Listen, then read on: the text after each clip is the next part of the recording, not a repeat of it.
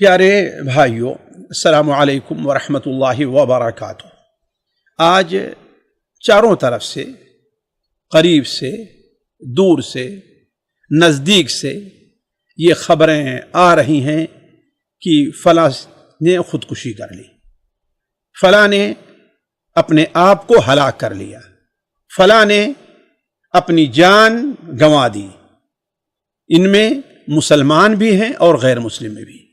غیر مسلم سے ہمیں کوئی واسطہ نہیں ہے اس سلسلے میں، لیکن ایک مسلمان جب کوئی ایسا کام کرتا ہے تو مجھے تعجب ہوتا ہے کہ اللہ تبارک و تعالی نے جان مارنے کو ان گناہوں میں قرار دیا ہے جن گناہوں کا ارتکاب کرنے والوں کا حتمی ٹھکانہ اللہ تبارک و تعالی نے جہنم میں رکھا ہے۔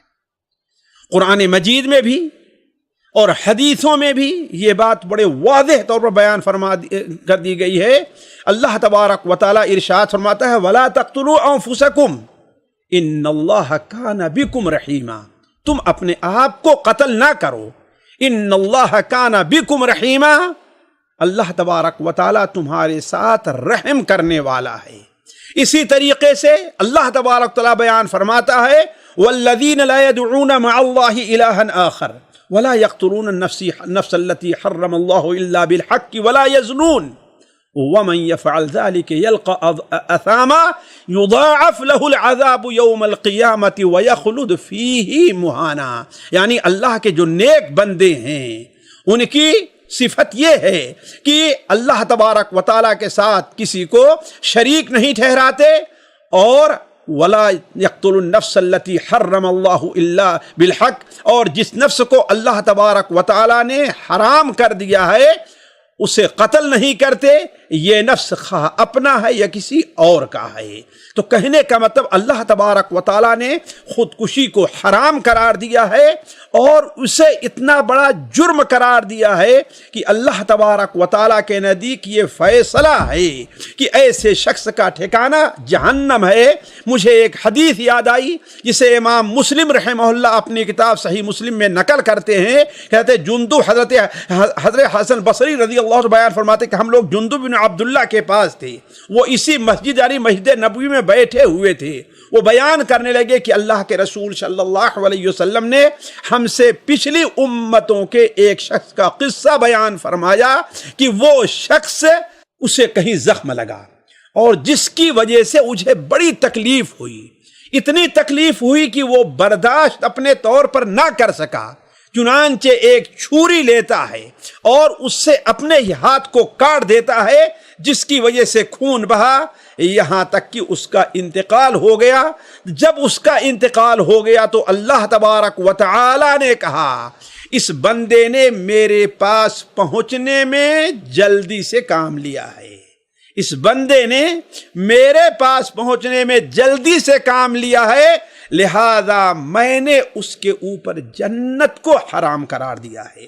نعوذ باللہ من ذالک۔ ساتھیوں، میں یہ حدیث پڑھ رہا تھا تو مجھے صحیح مسلم کی وہ حدیث یاد آئی جو حضرت جابر بن عبداللہ سے مروی ہے کہ ایک مشہور صحابی حضرت طفیل بن عمرو الدوسی رضی اللہ تعالی عنہ، یہ نبی کریم صلی اللہ علیہ وسلم کے پاس مکہ مکرمہ اس وقت آئے جبکہ ساری قوم آپ کے خلاف تھی، آپ کے اوپر پل پڑی تھی، آپ کو اذیتیں پہنچاتی تھی۔ حضرت طفیل ابن عمرو کو بھی لوگوں نے تنگ کیا اور ان کے کان اتنے بھر دیے کہ یہ خود بیان کرتے ہیں کہ میں مسجد میں جاتا تو اپنے کان میں روئی بھر کے جایا کرتا تھا، لیکن ایک دن ہم نے سوچا کہ افسوس ہے طفیل، تمہیں اللہ نے عقل دی ہے، سمجھ دی ہے، تم شاعر کے کلام کو سمجھتے ہو، کاہن کی بڑبڑاہٹ کو تم پہچانتے ہو، تمہارے اوپر اس شریف آدمی کی بات تم سے پوشیدہ رہ جائے گی۔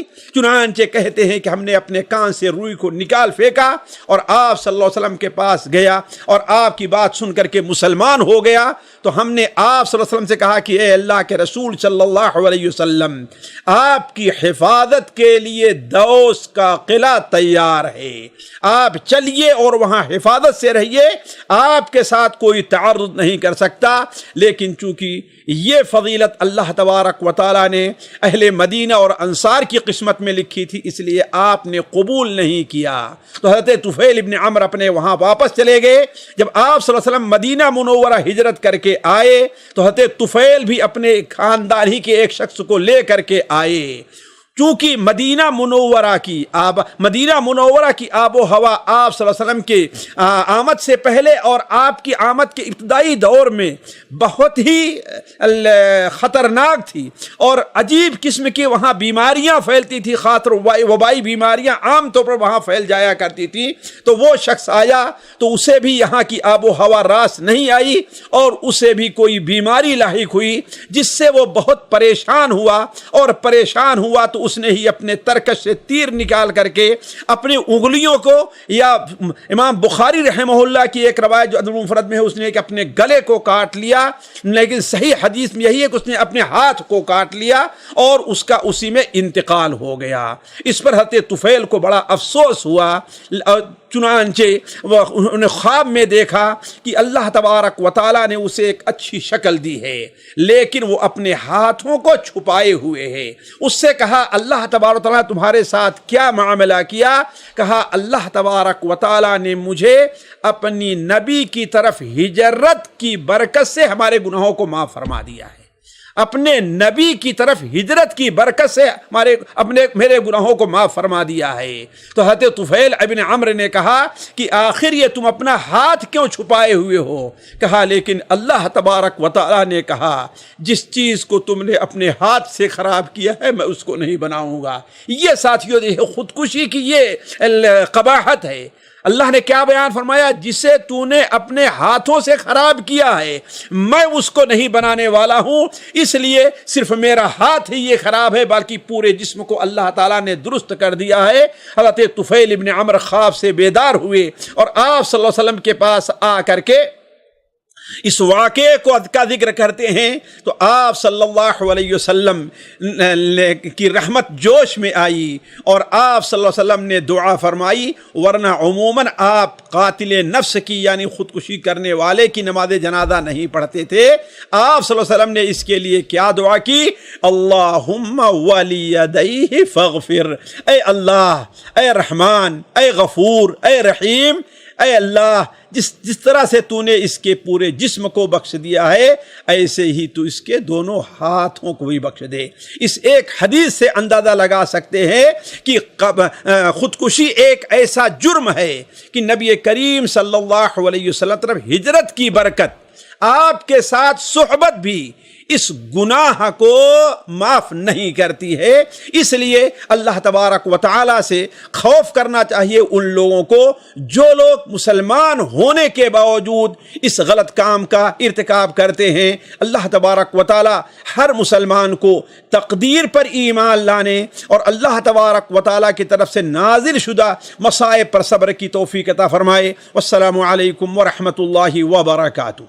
سامعین کرام، ہمارے علمی اور عوامی دروس اور سوال و جواب کی مجلسوں سے آپ خود بھی مستفید ہوں اور اپنے دوست و احباب کے ساتھ بھی شیئر کریں۔ عین ممکن ہے کہ آپ کے شیئر سے کسی کی اصلاح اور آپ کے لیے صدقہ جاریہ بن جائے۔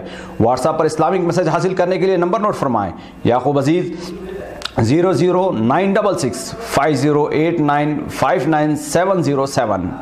واٹس ایپ سوال جو آپ گروپ میں ایڈ ہونے کے لیے نمبر نوٹ فرمائیں: عبدالسلام عمری 00966 502627 622۔ نمبر بھیجتے ہوئے نام اور پتہ ضرور لکھیں۔